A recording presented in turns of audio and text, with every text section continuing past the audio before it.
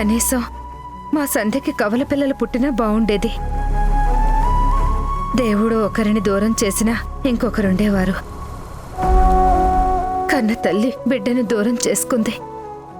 నా సంధ్య ఇంకెంత బాధపడుతుంది. కన్నీటి వానా నీ కళ్ళలోనా చిన్నారి కన్నా ఎడారిలోనా ఏకాకిలాగా అయ్యావు నాన్నా.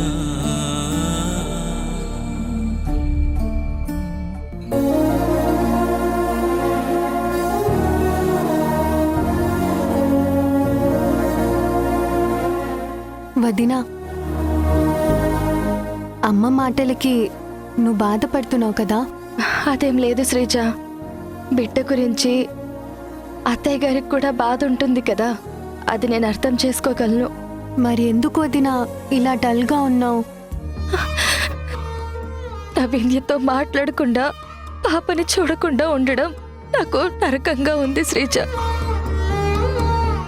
ఎవరితో చెప్పుకోవాలో ఎలా చెప్పుకోవాలో నాకైతే అర్థం కావట్లేదు.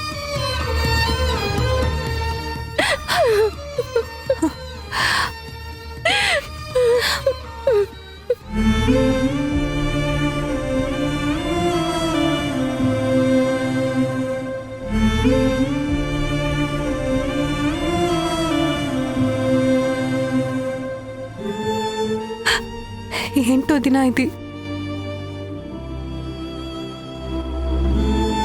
వదినా, నేనొక పని చేయనా? నేను వెళ్ళి అన్నయ్యతో మాట్లాడతాను. వదిన ఒకసారి ఆ ఇంటికి వెళ్ళి వింధ్య వదినని పాపని చూసొస్తుందని అమ్మని కూడా కన్విన్స్ చేస్తాను. సరేనా వదినా? వద్దు శ్రీజ, నువ్వలా చేస్తే అత్తయ్య గారు నీ మీద కోప్పడతారు. నా కోసం నువ్వు బాధపడటం నాకిష్టం లేదు.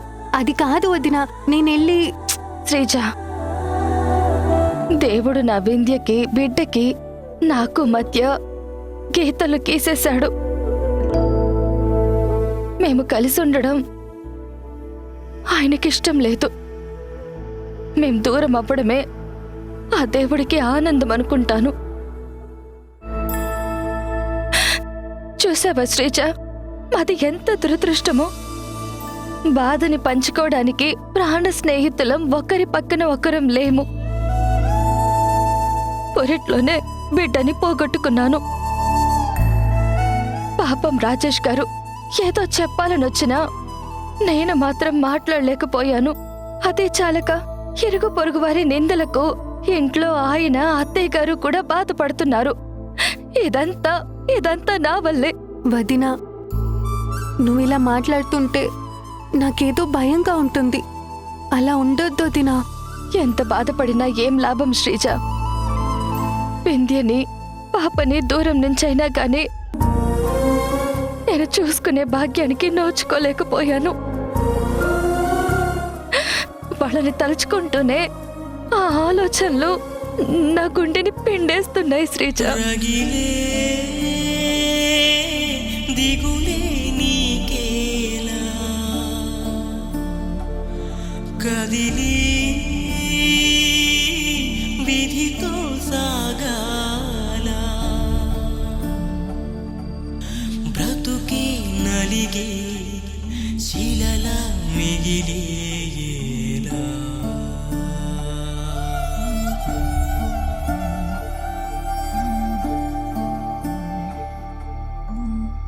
అమ్మా వింధ్య,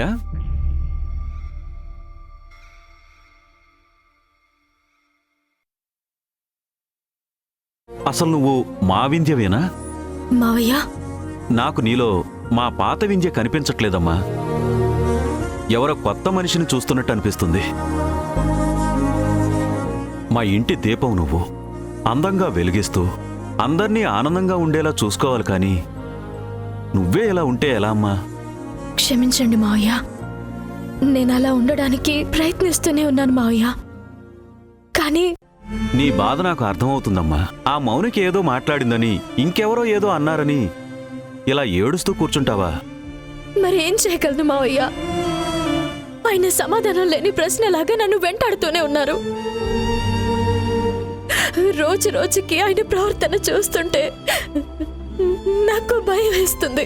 నిన్నిలా చూస్తుంటే నా మనసుకి బాధగా ఉందమ్మా. ఈ సమస్యని ఎలా అయినా సాల్వ్ చేయాలి. వాడేమో ఏమడిగినా సమాధానం చెప్పట్లేదు. ఏమీ తెలియని నిన్ను ఇలా బాధ పెడుతున్నాడు. పోనీ 4 తగిలించి చెబుదామంటే వాడేం చిన్నపిల్లాడు కాదుగా.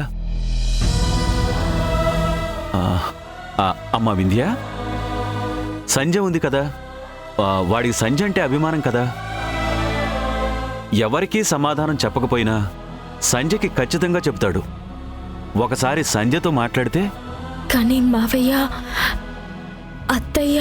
మీ అత్తయ్య మౌనికాకి చెప్పిందనేగా? సంధ్య మాట ఎత్తొద్దని అందనేగా? మాటల కన్నా మనుషుల మనస్సులు ముఖ్యమమ్మా. మనస్సులో ఉన్న వేదన పంచుకోకపోతే మనుషులు దూరమైపోతారు. దూరమైన జీవితం భారం అవుతుంది.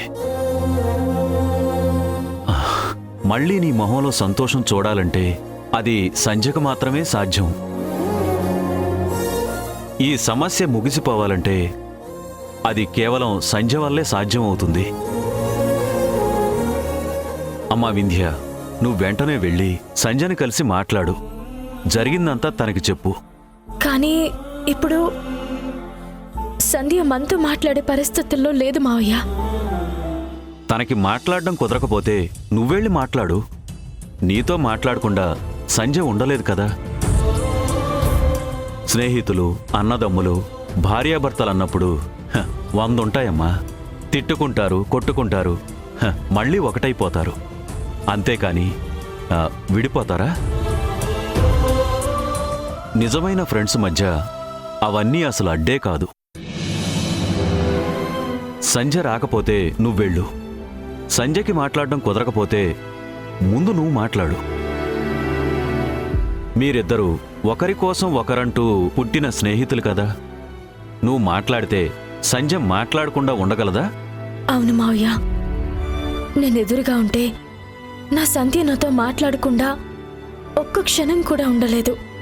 మరి ఇంకా ఆలోచిస్తావేంటమ్మా? నీ ప్రాబ్లమ్స్కి దారి చూపించగలిగేది సంధ్య మాత్రమే. త్వరగా వెళ్ళు.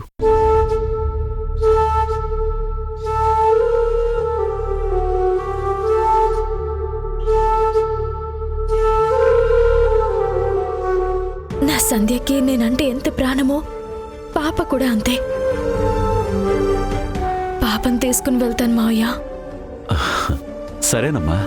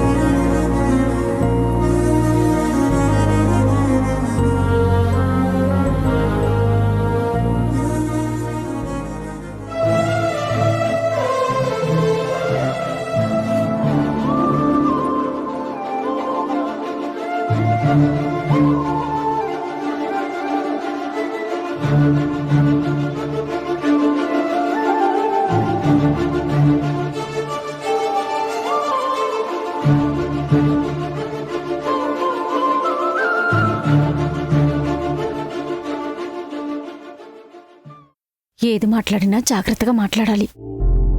వదినా, వదినా,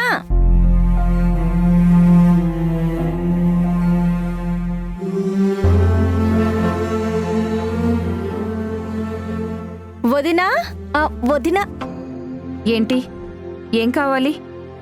ఈసారి కూడా సన్నపెన్ను ఛార్జర్ కావాలా లేక పంచదార టీ పొడి ఏదైనా కావాలా? అదేంటి వదిన గారు అంత కటుగా మాట్లాడుతున్నారు? అది తెలిసిందే కదా శాంతి, వదిన గారికి ముక్కు మీద చిరుకోపం అంతే. ఆహా, ఏం లేదు వదినా. మా ఇంట్లో టీవీ రిపేర్ వచ్చింది. సీరియల్ టైం కదా, మీ ఇంట్లో చూసిపోదామని వచ్చాం. అంతే కదనే ప్రశాంతి? ఆ అంతే అంతే.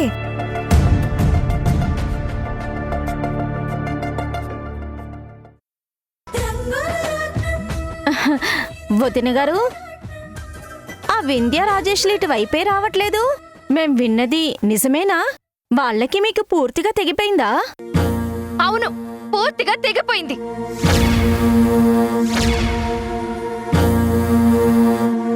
మీ కళ్ళు చల్లబడ్డాయా? కడుపు నిండిపోయిందా? మీరనుకున్నదేగా జరుగుతుంది. వాళ్ళింటికి మేం వెళ్ళడం లేదు, మా ఇంటికి వాళ్ళు రావడం లేదు.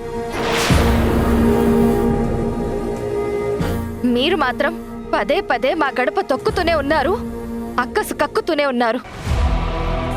పెట్టవలసిన చిచ్చు పెట్టేసి వెళ్లారు కదా, మళ్ళీ ఎంతవరకు తగలబడిందో చూసి వెళ్ళడానికే కదా వచ్చింది. సంధ్య, ఏంటా మాటలు? ఇది మరీ బాగుందమ్మా. మీకు మధ్య ఏదో జరిగితే మా మీద నిప్పులు చెరిగితే నీకేమొస్తుంది సంధ్య? వదినా, మేమేదో ఉద్దేశంతో వచ్చినట్లు మాట్లాడుతుంది మీ కోడలు. ఏ ఉద్దేశాలు లేని చోట కొత్త ఉద్దేశాలు క్రియేట్ చేస్తారు మీరు. మా మీద పడి ఏడవడానికి ఇంకేముంది? చివరికి నా వింధ్యతో కూడా నేను మాట్లాడడం లేదు. మీకు భయపడి మా అత్తగారి మాటకి విలువిచ్చి నేను వింధ్య మాట్లాడుకోవడం మానేసి చాలా రోజులైంది. ఇంక మీదట మేం మాట్లాడుకోం కూడా. అసలు ఎన్ని సంవత్సరాల్లో మా మధ్య ఎప్పుడూ ఎడబాటు లేదు, కానీ ఫస్ట్ టైం వచ్చింది. ఇన్నాళ్ళు మా కుటుంబం కంటే స్నేహమే ముఖ్యం అనుకున్నాం, కానీ ఇప్పుడు మా స్నేహం కంటే కుటుంబమే ముఖ్యం అనుకుంటున్నాం.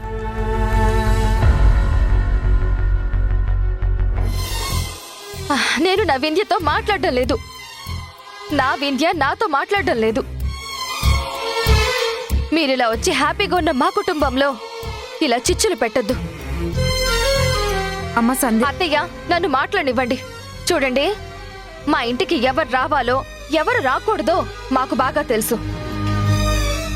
ఎవరింట్లో సమస్యలు వాళ్ళకుంటాయి. పని పంట మానేసి 24 గంటలు ఎదుటి వాళ్ళ ఇంట్లోకి అలా తొంగి చూడొద్దు.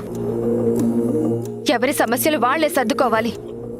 అప్పుడే సంసారాలు బాగుపడతాయి. నేను అత్తయ్యకి మాటిచ్చాను, వింధ్యతో కానీ రాజేష్ గారితో కానీ ఎలాంటి కమ్యూనికేషన్ పెట్టుకోను అని చెప్పాను. ఆ మాట ప్రకారమే నేను వాళ్ళతో మాట్లాడటం లేదు, ఇక మీదట మాట్లాడను.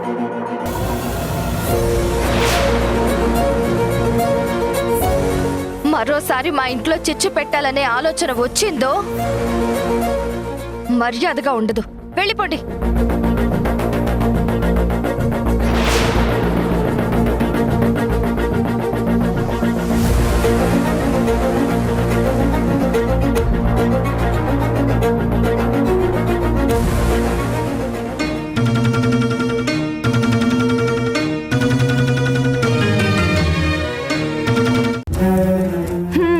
వెనకటికొక ఆమె నీ ప్రతాపం ఎవరి మీద సంధ్య అంటే ఎవరు లోకువగా దొరికితే వాళ్ళ మీద వింధ్య అన్నదంట.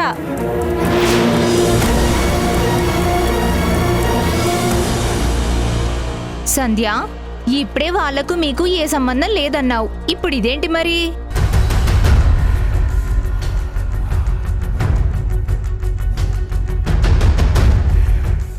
మాటలకి చేతలకి చాలా తేడా ఉంటుంది ప్రశాంతి. పద వెళ్దాం. ఉమ్.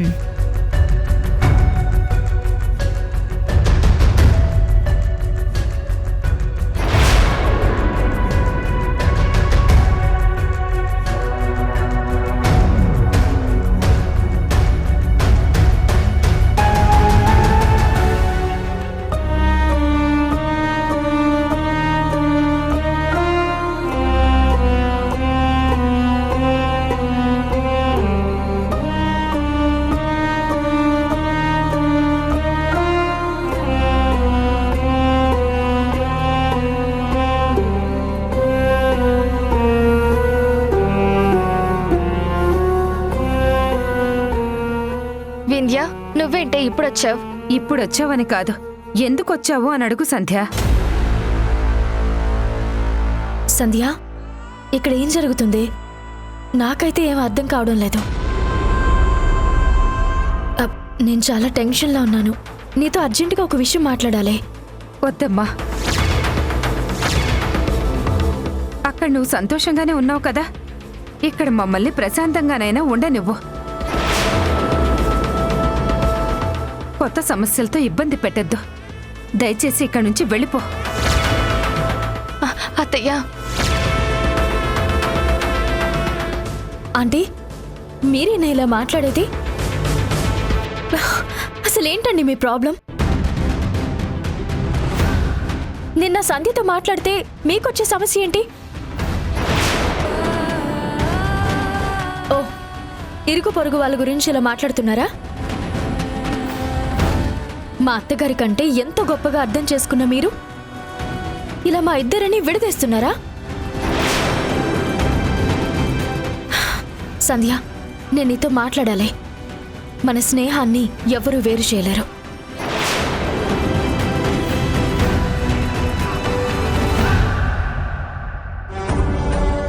సారీ ఆంటీ, మీ మాటని మేము జవదాటుతున్నాం. నా సంధ్య ఇప్పుడు మీరు గీసిన గీత దాటి నాతో మాట్లాడుతుంది. వింధ్య, ప్లీజే. నువ్వు ఆగు సంధ్య. మీరు ఇరుగు పొరుగు వారికి భయపడే కదా ప్రాణ స్నేహితులైన మమ్మల్ని ఇద్దరినీ మాట్లాడుకోవద్దంటున్నారు. ఎవరికోసమో మేమెందుకు దూరంగా ఉండాలి? మేమిద్దరం ఒకరి కోసం ఒకరం పుట్టాం. ఒకరిని వదిలి ఒకరం బ్రతకలేము. మీరు కాదు కదా, ఆ ముక్కోటి దేవతలొచ్చినా మమ్మల్ని వేరు చేయలేరు. అసలు మమ్మల్ని ఆపడానికి మీరెవరండి?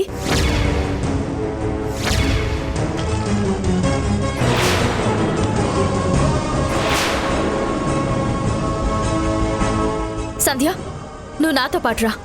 నీతో నేను అర్జెంటుగా మాట్లాడాలి. Stop it Vindhya.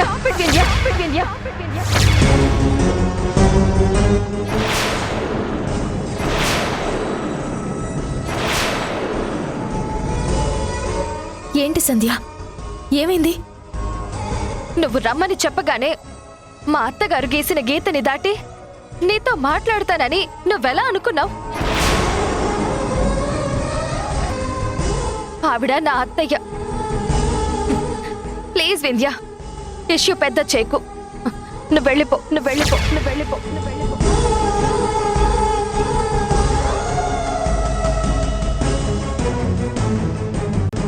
సంధ్య,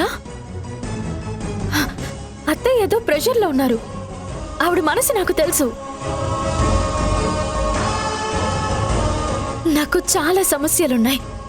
నీతో మాట్లాడుకుని అవన్నీ పరిష్కరించుకోవాలనుకుంటున్నాను. ప్లీజే, అసలు నీతో మాట్లాడకుండా నేను ఇక్కడి నుంచి వెళ్ళను. వింధ్య, అలా చెయ్యొద్దు. నువ్వెన్ని చెప్పినా సరే నేను ఇక్కడే కూర్చుంటాను. నన్ను, నా సంధ్యని ఎవరూ వేరు చేయలేరు.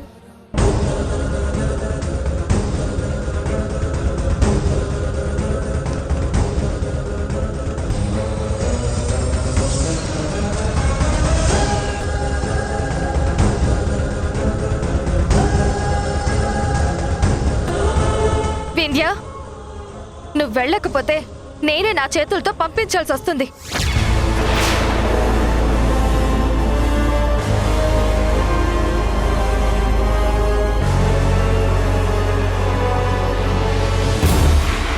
మర్యాదగా చెప్తున్నాను, దయచేసి వెళ్ళిపో.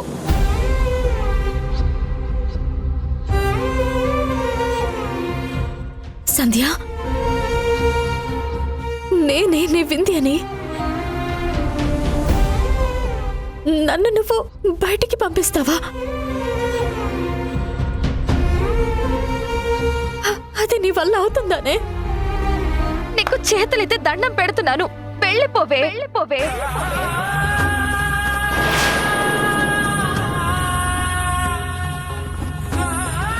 అది కాదే, ఒక్కసారి నా మాట విను. దయచేసి నా ఇంట్లో నుంచి వెళ్ళిపో.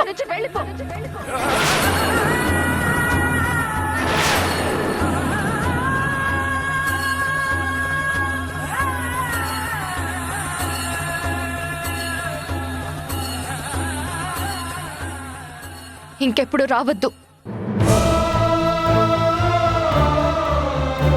నాతో మాట్లాడొద్దు. వెళ్ళు.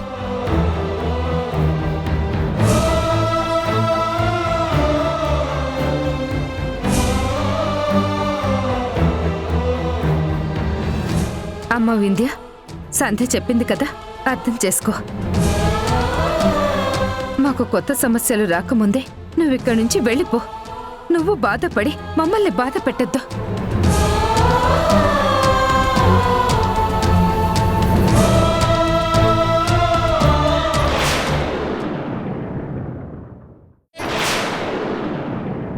కుదరదండి.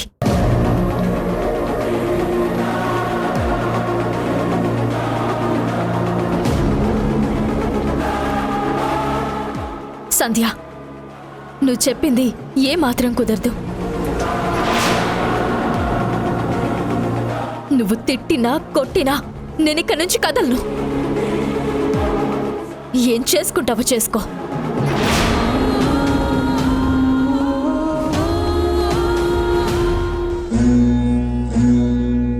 నువ్వు నాతో మాట్లాడే వరకు నేను ఇక్కడే కూర్చుంటాను.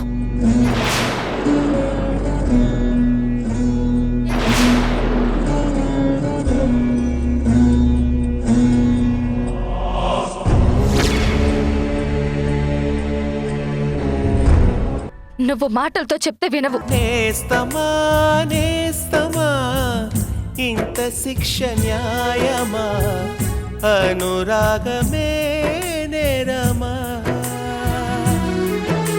స్నేహమే ద్రోహమా, కాణరాణి దైవమా, బలి కోరటం న్యాయమా.